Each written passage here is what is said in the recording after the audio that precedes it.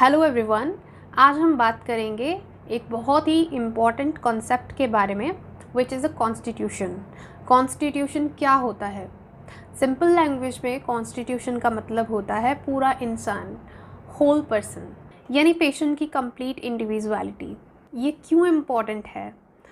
क्योंकि होम्योपैथी में हम सिर्फ डिज़ीज़ को ट्रीट नहीं करते, हम पेशेंट को ट्रीट करते हैं। इसीलिए अगर आप कॉन्स्टिट्यूशन समझ गए तो आप क्रॉनिक केसेस भी इजीली हैंडल कर सकते हो। अब बढ़ते हैं हम कॉन्स्टिट्यूशन के कंपोनेंट्स में। First is the mental level, fear, anger, anxiety, behaviour, mood swings, ये सबसे ज़्यादा इम्पॉर्टेंट होता है।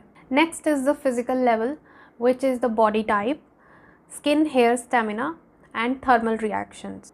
Next are the general symptoms: thirst, appetite, sleep, sweating.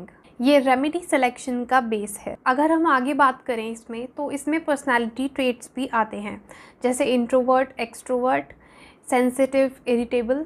Then हम आते हैं मियाज्म पर, जो है साइकोसिस, सोरा, सिफिलिस। ये डिजीज़ का डेप्थ बताता है। हम इसे एग्जाम्पल के थ्रू समझते हैं।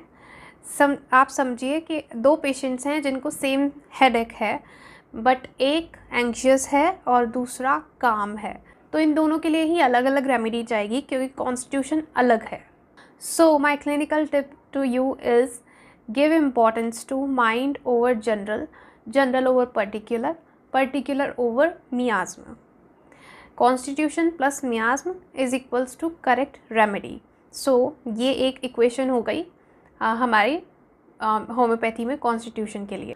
अगर आप कॉन्स्टिट्यूशन समझ गए तो आपका प्रिस्क्रिप्शन एक्यूरेट और लॉन्ग लास्टिंग होगा। वीडियो अच्छा लगा है तो लाइक करें, शेयर करें और सब्सक्राइब ज़रूर करें।